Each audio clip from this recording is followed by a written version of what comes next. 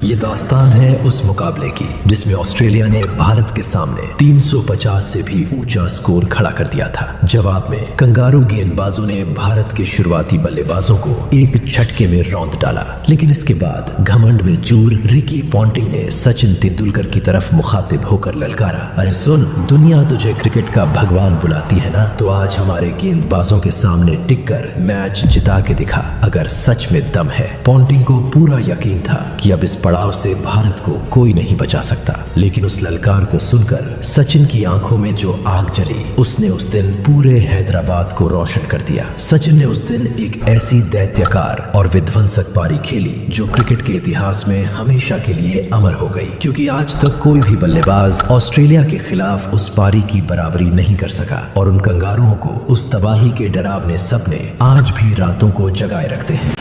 साल 2009 ऑस्ट्रेलियाई टीम भारत के दौरे पर आई हुई थी। दोनों टीमें सीरीज में 2-2 से बिल्कुल बराबर थीं और अब फैसला होना था सीरीज के 5वें और आखिरी मैच में हैदराबाद के मैदान पर। ऑस्ट्रेलिया के कप्तान रिकी पॉन्टिंग ने टॉस जीता और पहले बल्लेबाजी करने का फैसला सुना दिया। शेन वॉटसन और शॉन मार्श मैदान में उतरे और भारत की तरफ से गेंदबाजी की कमान थामी प्रवीण कुमार ने। प्रवीण ने पहले ओवर में सधी हुई लाइन लेंथ पर गेंद डालते हुए सिर्फ 3 रन दिए। दूसरा ओवर आशीष नेहरा लेकर आए और पहली ही गेंद पर वॉटसन ने एक तेज फ्लिक का शानदार चौका मारकर पूरे मैदान को जता दिया कि आज वो किसी भी गेंदबाज पर रहम खाने वाले नहीं हैं। शुरुआत में गेंद हवा में हिल रही थी, इसलिए दोनों ने थोड़ी सतर्कता के साथ खेला, लेकिन 5वें ओवर में शॉन मार्श ने एक जबरदस्त पुल का चौका मारकर अपने इरादे साफ कर दिए और 7वें ओवर में वॉटसन ने प्रवीण कुमार को लगातार 2 खतरनाक चौके जड़ दिए। गेंदबाजों की ये दुर्दशा देखकर धोनी के माथे पर चिंता की लकीरें साफ उभर आईं, लेकिन वॉटसन का सबसे खूंखार अंदाज तो अभी आना बाकी था। 9वें ओवर में नेहरा ने वॉटसन को एक छोटी गेंद फेंकी और उस पर वॉटसन ने एक ऐसा कड़क पुल मारा कि गेंद सीधा छक्के के लिए दर्शकों के बीच जा गिरी। दोनों तेज गेंदबाजों की मरम्मत होते देख धोनी ने मुनाफ पटेल को मैदान में बुलाया, लेकिन वॉटसन ने पहले एक पुल का चौका ठोका और फिर मुनाफ के सिर के ऊपर से एक धड़ाकेदार छक्का जड़ दिया। 10 ओवर में ऑस्ट्रेलिया का स्कोर 56 रन पर पहुंच चुका था। धोनी ने अब बॉलिंग पावर प्ले भी ले लिया और नेहरा को छोर बदलकर दोबारा गेंदबाजी सौंपी। भारतीय दर्शकों को लगा कि धोनी की ये चाल काम आएगी, लेकिन वॉटसन ने दूसरी ही गेंद पर चौका मारकर इस उम्मीद को चकनाचूर कर दिया। इसके बाद एक खतरनाक पुल का छक्का जड़कर उसने अपने 50 रन भी पूरे कर लिए। वॉटसन अब किसी खूनी भेड़िए की तरह बल्लेबाजी कर रहा था और उसकी ये आंधी देखकर मार्श के अंदर का शैतान भी जाग उठा। अगले ही ओवर में मार्श ने मुनाफ पटेल को 2 करारे चौके जड़ दिए। दोनों बल्लेबाज भारत के गेंदबाजों की ऐसे कुटाई कर रहे थे जैसे सामने कोई क्लब लेवल के गेंदबाज खड़े हों। तेज गेंदबाजों की ये बेइज्जती देखकर धोनी ने जडेजा और हरभजन सिंह को गेंदबाजी सौंपी। दोनों ने अगले 2 ओवर में जानदार गेंदबाजी करते हुए महज 9 रन दिए, लेकिन 15वें ओवर में जडेजा ने एक छोटी गेंद डाल दी और वॉटसन ने उस पर पुल का ऐसा थप्पड़ मारा कि गेंद चौके की लाइन लगाते हुए बाउंड्री पार हो गई। 16वें ओवर तक ऑस्ट्रेलिया का स्कोर 100 रन पर पहुंच गया। उसी ओवर में हरभजन की गेंद पर भारत को शॉन मार्श को आउट करने का सुनहरा मौका मिला, लेकिन धोनी के हाथों से कैच छूट गया। उस एक पल में पूरा स्टेडियम मातम में डूब गया और उस दर्द पर वॉटसन ने अगले ओवर में 2 और चौके मारकर नमक छिड़क दिया। अब दोनों बल्लेबाज पूरी तरह सेट हो चुके थे और भारत के गेंदबाजों को बेरहमी से रगड़ रहे थे। हालांकि हरभजन सिंह की गुगली और फिरकी ने उन्हें बड़े शॉट खेलने से काफी हद तक रोके रखा था, इसीलिए ऑस्ट्रेलिया का रन रेट 6 से नीचे आ गया था। 25 ओवर में उनका स्कोर 144 था और वॉटसन 93 रन पर खेल रहा था, शतक से सिर्फ 7 रन दूर। 26वां ओवर हरभजन सिंह लेकर आए। पहली ही गेंद पर मार्श ने एक सिंगल लेकर अपनी 50 पूरी की। जैसे ही वॉटसन स्ट्राइक पर आया, उसने भज्जी को घूरते हुए दांत भींच कर कहा, तेरे ऊपर छक्का मारकर मैं अपना शतक पूरा करूंगा। भज्जी और कंगारुओं की पुरानी दुश्मनी पूरी क्रिकेट दुनिया जानती थी और ये बात सुनते ही भज्जी का दिमाग पूरी तरह सटक गया। अगली गेंद पर वॉटसन ने स्वीप खेलते हुए छक्का लगाने की पूरी कोशिश की, लेकिन बाउंड्री पर जडेजा ने एक लाजवाब कैच लपककर घमंडी वॉटसन को शतक से ठीक पहले पवेलियन की राह दिखा दी और भज्जी ने दहाड़ लगाते हुए उस बदतमीज कंगारू को उसकी सही जगह दिखा दी। वॉटसन के पवेलियन लौटने के बाद कप्तान रिकी पॉन्टिंग खुद बल्लेबाजी के लिए मैदान में उतरे। वॉटसन की विदाई के बाद ऑस्ट्रेलिया की रफ्तार थोड़ी धीमी पड़ी। 32 ओवर में उनका स्कोर 177 रन था। लेकिन अगले ही ओवर में पॉन्टिंग ने युवी की गेंद पर एक लॉफ्टेड शॉट का चौका मारा और उसके बाद अगले ओवर में मार्श ने मुनाफ को एक और चौका जड़ दिया। एक बार फिर ऑस्ट्रेलिया के रन तेज रफ्तार से बनने लगे और इसी के साथ ऑस्ट्रेलिया ने अपना बैटिंग पावर प्ले भी ले लिया। पावर प्ले की दूसरी ही गेंद पर मार्श ने फ्लिक करके नेहरा को चौका मार दिया। पूरी भारतीय टीम अब दबाव में थी। अब तक ऑस्ट्रेलिया का सिर्फ एक विकेट गिरा था और उनका स्कोर 200 रन पर पहुंच चुका था। अगला ओवर हरभजन लेकर आए, लेकिन पॉन्टिंग ने उसमें भी एक पैडल स्कूप का बेहतरीन चौका लगा दिया। अब ऑस्ट्रेलिया के दोनों बल्लेबाज अपने सबसे खतरनाक मोड में थे और हर गेंद पर बाउंड्री की तलाश में थे। मैदान में पूरी तरह कंगारुओं का तूफान आया हुआ था और धोनी जैसा दिमागदार कप्तान भी उस दिन लाचार नजर आ रहा था। भारत को किसी भी तरफ से एक विकेट की सख्त जरूरत थी और ये जिम्मेदारी निभाई प्रवीण कुमार ने। एक स्लोअर डिलीवरी पर पॉन्टिंग को बुरी तरह चकमा देते हुए उन्हें बोल्ड कर दिया और भारत को दूसरी सफलता दिला दी। 40 ओवर के बाद ऑस्ट्रेलिया 2 विकेट खोकर 245 रन पर थी। क्रीज पर शॉन मार्श के साथ क्रेग वाइट मौजूद था। भारतीय दर्शक भी अब बेचैन हो चुके थे क्योंकि सिर्फ 10 ओवर बाकी थे और ऑस्ट्रेलिया के अभी भी 8 विकेट सुरक्षित थे, जिनमें एक से एक खतरनाक बल्लेबाज बैठे थे। 41वें ओवर की दूसरी गेंद पर 2 रन दौड़कर मार्श ने अपने वनडे करियर का पहला शतक पूरा कर लिया। शतक पूरा होते ही मार्श और भी आक्रामक हो गया। 43वें ओवर में उसने नेहरा को एक जबरदस्त छक्का जड़ा। अगली ही गेंद पर दूसरा छक्का मारने की कोशिश में वो गया, लेकिन बाउंड्री लाइन पर गौतम गंभीर ने दौड़कर एक यादगार कैच पकड़ा और उस कंगारू को पवेलियन भेज दिया। हालांकि तब तक ऑस्ट्रेलिया 271 रन तक पहुंच चुकी थी। भारतीय दर्शकों का जश्न अभी शुरू भी नहीं हुआ था कि अगले ही ओवर में क्रेग वाइट ने जडेजा को लगातार 2 धड़ाकेदार छक्के जड़ दिए। दूसरे छोर से डेविड हसी भी भारतीय गेंदबाजों को कूट रहा था। ऑस्ट्रेलिया का स्कोर 325 के पार निकल गया। अंतिम ओवर में वाइट ने प्रवीण कुमार को 14 रन ठोके। पारी की आखिरी गेंद पर वो 33 गेंदों पर 57 रन की आतिशी पारी खेलकर आउट हुआ, लेकिन जाते जाते ऑस्ट्रेलिया का स्कोर 350 रन पर पहुंचा गया। अब भारत को जीत के लिए 351 रनों का पहाड़ चढ़ना था। पारी खत्म होते ही ऑस्ट्रेलिया के घमंडी कप्तान पॉन्टिंग ने अकड़ में भरकर कहा, भारत की हैसियत नहीं है कि 351 रन का पीछा कर सके और अगर सचिन वाकई खुद को क्रिकेट का भगवान समझता है तो आज हमारे गेंदबाजों को रोक कर दिखाए। पॉन्टिंग ये बोलते वक्त ये भूल गया था कि जिसने अपनी पूरी जिंदगी क्रिकेट को समर्पित कर दी थी, जो हर मुश्किल मोड़ पर भारत की ढाल बनता था, उसे ललकारना अपनी मौत को न्योता देना था। क्योंकि पॉन्टिंग की ये बात सुनकर सचिन ने मन में एक ऐसी पारी खेलने का इरादा कर लिया जो क्रिकेट के इतिहास में आज तक नहीं खेली गई थी।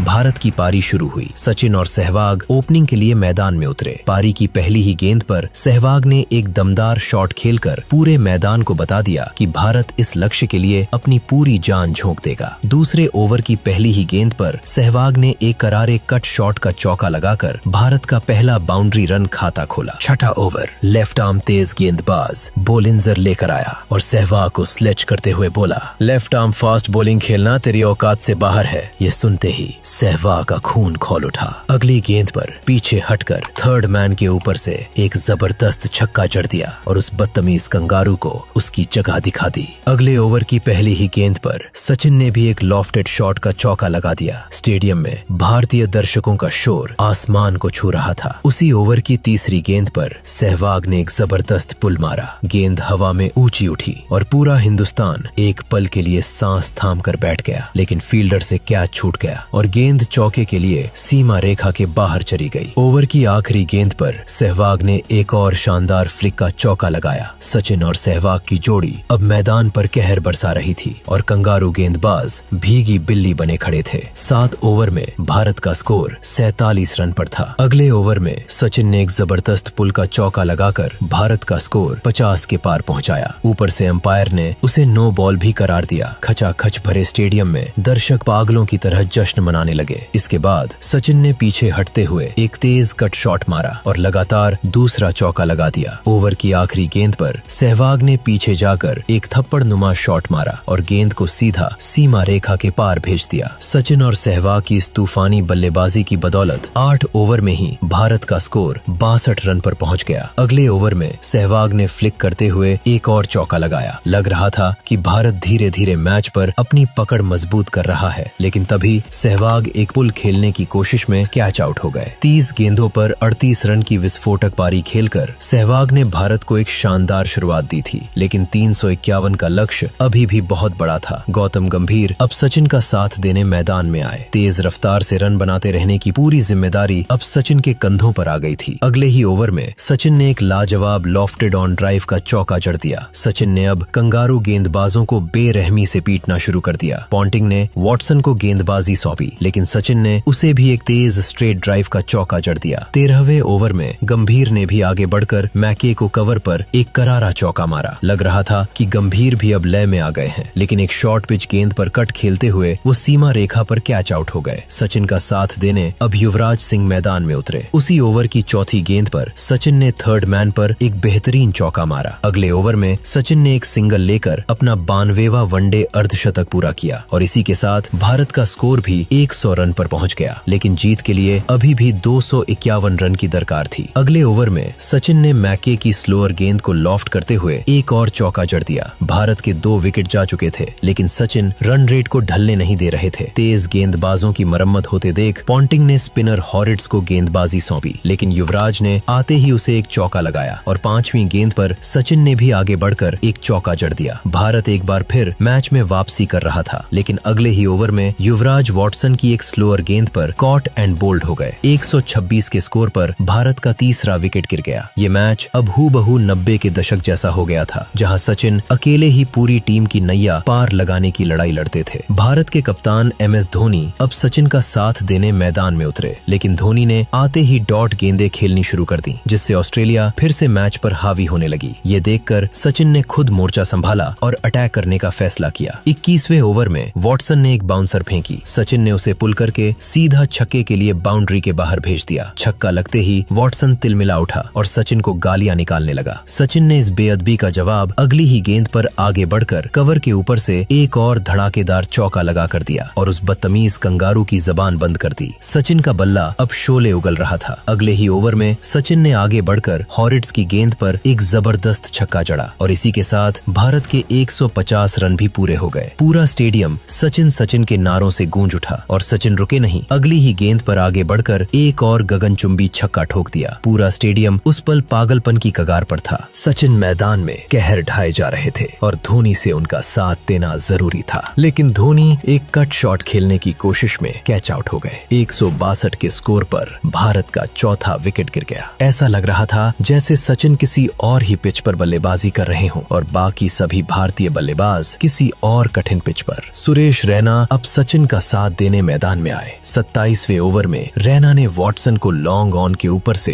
एक शानदार छक्का जड़ दिया। अगली ही गेंद पर कट करते हुए पॉइंट के ऊपर से एक चौका भी लगाया। बहुत देर से खामोश बैठे भारतीय दर्शक एक बार फिर अपनी सीटों से खड़े हो गए। सचिन अब 99 रन पर थे और पूरा स्टेडियम खड़े होकर उनके शतक की प्रतीक्षा कर रहा था और 27वें ओवर में सचिन ने एक सिंगल लेकर महज 81 गेंदों पर अपना 45वां वनडे शतक पूरा कर लिया। लेकिन सचिन ने इस शतक को कोई खास जश्न नहीं मनाया, क्योंकि उन्हें पता था कि मिशन अभी अधूरा है। 30वें ओवर में सचिन ने एक और छक्का लगाकर भारत का स्कोर 200 के पार पहुंचा दिया। 30 ओवर के बाद भारत 4 विकेट पर 201 रन था। बाकी के 20 ओवरों में 150 रन बनाने थे। अगले ओवर में रैना ने भी आगे बढ़कर एक छक्का ठोका। उसके बाद वाले ओवर में सचिन ने एक और चौका जड़ा। सचिन और रैना मिलकर कंगारुओं की ऐसी धुनाई कर रहे थे जिसका उन्होंने ख्वाब में भी नहीं सोचा होगा। ऐसा कोई ओवर नहीं आ रहा था जिसमें चौका या छक्का न लगा हो। पॉन्टिंग उस वक्त मन ही मन जरूर सोच रहा होगा कि क्रिकेट के भगवान को ललकार कर उसने अपने पांव पर खुद कुल्हाड़ी मार ली थी। 40वें ओवर में सचिन ने एक जबरदस्त चौका जड़कर अपने 150 रन पूरे किए। इसी ओवर में एक और चौका लगाया। 40 ओवर के बाद भारत 276 रन पर था।